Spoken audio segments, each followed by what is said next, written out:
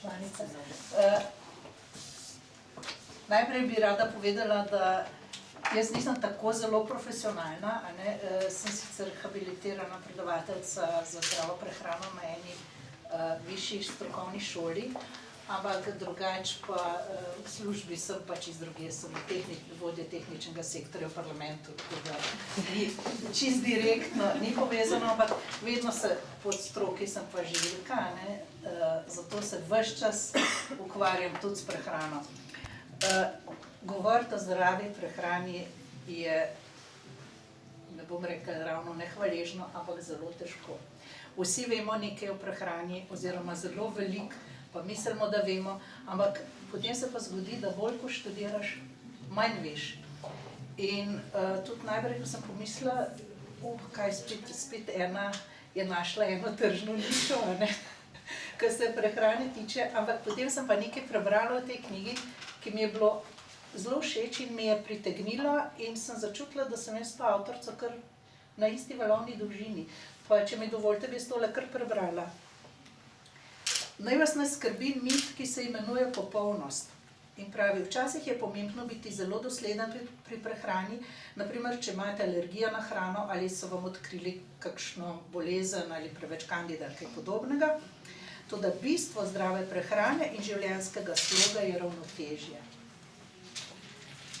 In sem spadajo tudi občasne goljufije in priboljške. Zato naj vas ne skrbi, če prekršite priporočila na teh straneh ali katerokoli drugi načrt zdravega življenja. Slabi občutki, kot sta krivda in sram, se ne bi smeli vrteti okoli hrane. Stres, ki ga povzročajo, je pravzaprav bolj nezdrav od hrane, s katero smo se pregrešili. Pomembno je sprejeti, da ni popolnosti in se preprosto potruditi po najboljših močeh.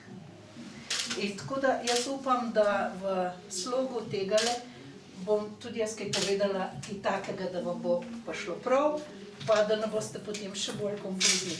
Lahko me pa prekinete, če je kakšen izraz mogoče preveč znanstven za vas, jaz ne vem, koliko imate izobrazbe, tako da mirno, jaz to razumem tudi kot en pogovor o prehrani. Če bi se zdaj vprašali, kako si jaz predstavljam zdravo prehrano, bi najbrž bilo toliko odgovorov, kot nas je tukaj. Vsak si predstavlja nekaj svojega. Lahko naprej.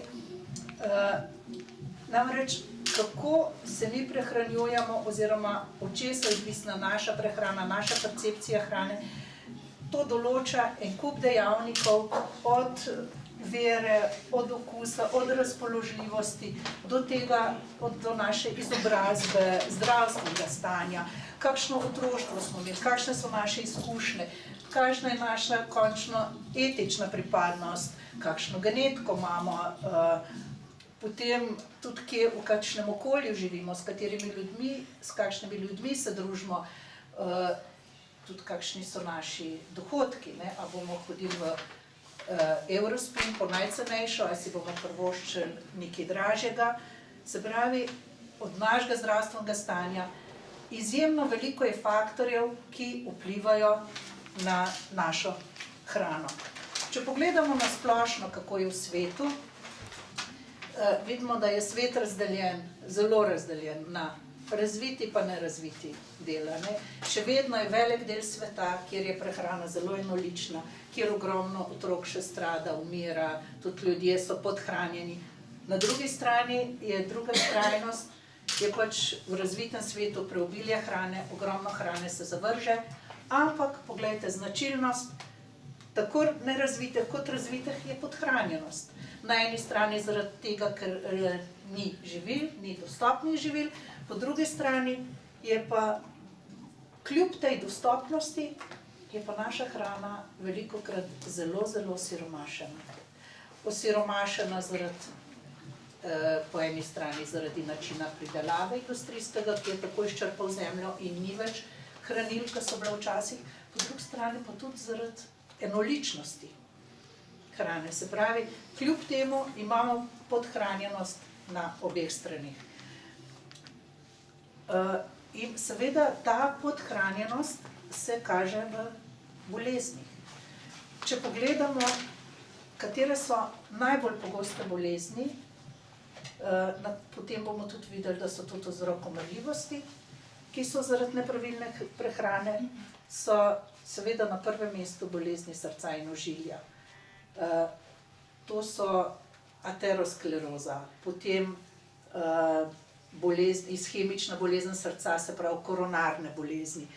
Tukaj gre predvsem za nalaganje maščob na stene žil in čisto preprosto to študentom velikokrat povem, si ne znajo predstavljati, visok pritisk. Zakaj pride do visokega pritiska? Če imate recimo neko vodovodno cev, si čisto preprosto predstavljate, je nek pretok. Če cev zožite, nastane ožji curek, ampak je močnejši. Se pravi, če se žila oži, se pritisk na žile veča. Žila se oži, če se nalagajo maščobe.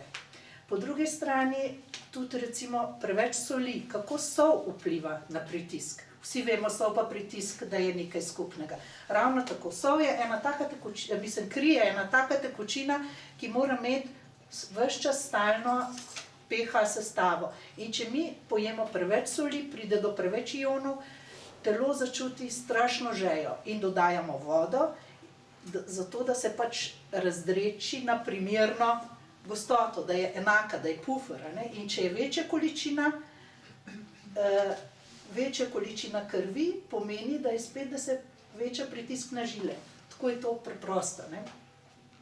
Potem seveda debelost je, to vsi vemo, direktno povezana s prehrano. Če zaužijemo preveč, seveda, če tega ne pokurimo, se nažalost vse, kar pojemo, od beljakovin in maščob in ogljikovih hidratov, vse se nalaga v obliki maščob. Pijemo pa lahko nekaj. Žal je tudi v vinu oziroma v alkoholnih pijačah je tudi energija.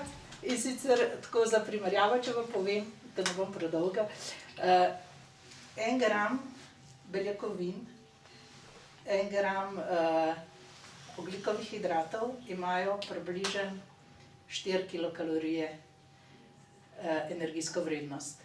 Maščobe 9, vino pa 7. K sreči, oziroma alkohol, ne vino, k sreči je v vino malo alkohola, da ga ne dobimo toliko veliko. V žganih pijačah pa več, tako da se da tudi od žganih pijač se da zelo zrediti. Samo zdaj boste rekli, ja pa pijanci ponovadi niso debeli, seveda ne, zato ker jim pa pač se jim čisto presnova spremeni in ni takega vsrkavanja hranil kot pri drugih, tako da to so druge zadeve, ampak kalorična vrednost pa je. No, potem je diabetes tipa 2, to je klasična sladkorna bolezen.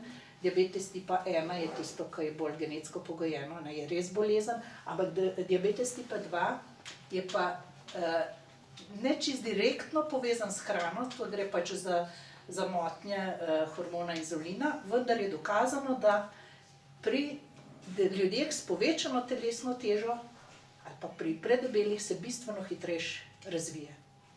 Sprav diabetes tipa 2 direktno vezan na preveliko količino energijske hrane.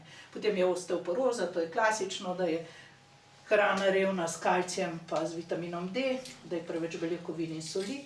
In potem tudi nekatere vrste raka so direktno povezane s prehrano, še najbolj mogoče rak debelega črevesja. Da se navežem na tiste bolezni, na Eurostatu sem dobila tele podatke, kjer se vidi, da dejansko je tudi vzroki smrti, so bolezni obtočile, rak, to je največji delež, to se pač kaže odstotki in to je pač povezano s prehrano.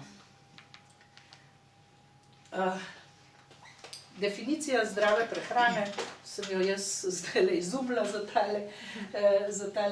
tole predavanje, to je hrana, ki v pravilnem razmerju vsebuje vsa potrebna hranila za naš organizem, hrana, ki jo zauživamo, živila, ki jih zaužijemo v taki kombinaciji, da nam omogočajo optimalno izkoriščati hranila, ki jih vsebuje, seveda, da ne vsebuje škodljivih snovi, tako tistih, ki so že prisotne v hrani, kot tistih, ki pridejo naknadno, in seveda, da vsebuje ravno prav energije za naš način življenja. Zdaj, katera živila vsebujejo vsa potrebna hranila? Hranila najbrž poznate, ne? To so ogljikovi hidrati, beljakovine, maščobe, vitamini, minerali, še vodo sem dodala. Vsako od teh hranil vsebuje v svoji skupini snovi, ki se jim reče ponavadi esencialne, kar pomeni, da jih telo mora dobiti s hrano, da jih ne more samo proizvesti in so res nujno potrebna. Ampak čist nobeno živilo pa vsega tega nima, a ne? Da bi rekel, zdaj pa jaz eno živilo jedu, ki ima vse, ne, tega pa ni. Še najbliže so mleko pa jajca, verjetno tudi veste, zakaj iz jajc se izvali piščanček, ima že vse noter, a ne. Mleko je tista prva hrana mladičkom, tako človeškem kot živalskem. Ampak problem je, mogoče eden od večjih problemov, in o tem bi jaz malo več povedala, da se veliko hranil izgubi ali pa se ne izkoristi. Nič nam ne pomaga, če mi jemo super hrano, če naše telo ne more izkoristiti. In recimo, dostikrat nismo pozorni, pri skladiščenju. C-vitamin je eden od tistih vitaminov, ki se zelo, zelo, zelo hitro izgublja pri daljšem shranjevanju. Recimo, najbolj tak primer je zelenjava, listnata zelenjava, recimo špinača. Če imate en dan špinača v hladilniku, se izgubi čez 50% vitamina C. Tudi pri krompirju se konstantno izgublja. In povprečne izgube vitamina C se gibljajo tam okrog 45%, pri zamrzovanju celo 52%. Prav tako so vitamini A, B2 pa B12K so občutljivi na svetlobo. Se pravi, od tistega, kar mi dobimo, pa še nikoli ne moremo biti sigurni, kaj je noter v hrani. Obstajajo tabele, se dobijo na internetu, kaj se v hrani je. A je to res noter? Če je zares, vemo samo takrat, kadar res naredimo analizo. Zdaj, Biotehniška fakulteta je pri mesu naredila, pri slovenskem mesu, tako da te tablice so tudi na internetu dostopne. Mislim, da imajo projekt, da bodo za vso zelenjavo naredili, drugače pa vse bazira na starih oziroma na tabelah, ki so jih delali inštituti po svetu. In je zelo, zelo, zelo odvisno od tega, kako se je neka stvar pridelala, kakšna je zemlja, koliko je hranilnih snovi, lahko je čisto izčrpano, nič ne dobimo. Se pravi, že tam ne vemo, potem pa še mi dodatno z nepravilnim skladiščenjem izgubljamo tisto, kar bi nujno morali dobiti. Pri zamrzovanju je potrebno povedati, zamrzovanje ni tako slabo, kot se sliši, ampak moramo biti pozorni. Zamrzovanje industrijsko, to pomeni tisto, kar se res hitro zamrzuje, recimo več kot 1 centimeter v eni uri, in to so zmogljivi industrijski zamrzovalniki, ki zamrzujejo takoj pobrano zelenjavo ali pa recimo tudi že na ladjah ribe, ki jih ulovijo. To je najboljše. To je veliko boljše, recimo špinačo zamrznemo kupiti, kot tisto, ki v vrečkah že ne vem koliko časa, pa tudi če ne vem kako je, kot tam noter verjetno nekaterih vitaminov sploh ne bo več. Se pravi, zamrzovanje je kar dobro. Ampak pri gospodinjskih zamrzovalnikih je pa tako, da počasi zmrzuje, mi ponavadi še veliko stvari noter damo, in pri počasnem zamrzovanju se veliki kristali tvorijo. In če si predstavljate, večji kristali z ostrimi robovi bolj poškodujejo stene celic in se potem, ko se odtaja, veliko te tekočine dragocene izgubi. Gremo naprej. Toplotna obdelava. Pa da ne bomo govorili samo o izgubah, najprej je potrebno povedati prednosti.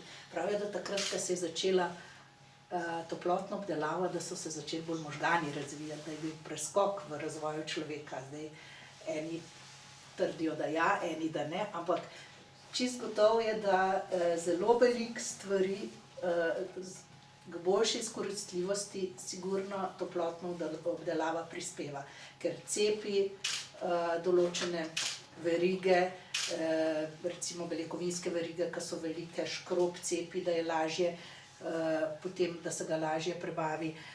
In recimo likopen, ki je zelo močan antioksidant,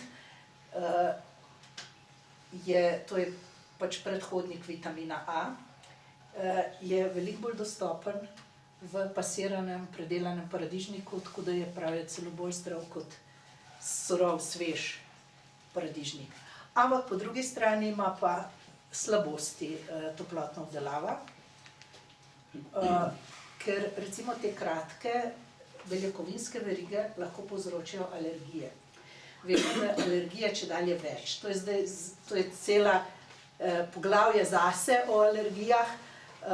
Alergije pomenijo odziv organizma, zelo močan odziv organizma, pa lahko samo nekaj molekul in so lahko tudi smrtno nevarne. In zato veste, da je pač že nekaj let morajo biti vsi najbolj pogosti alergeni označeni. V vsaki restavraciji je obvezno označevanje, ker je lahko smrtno nevarno.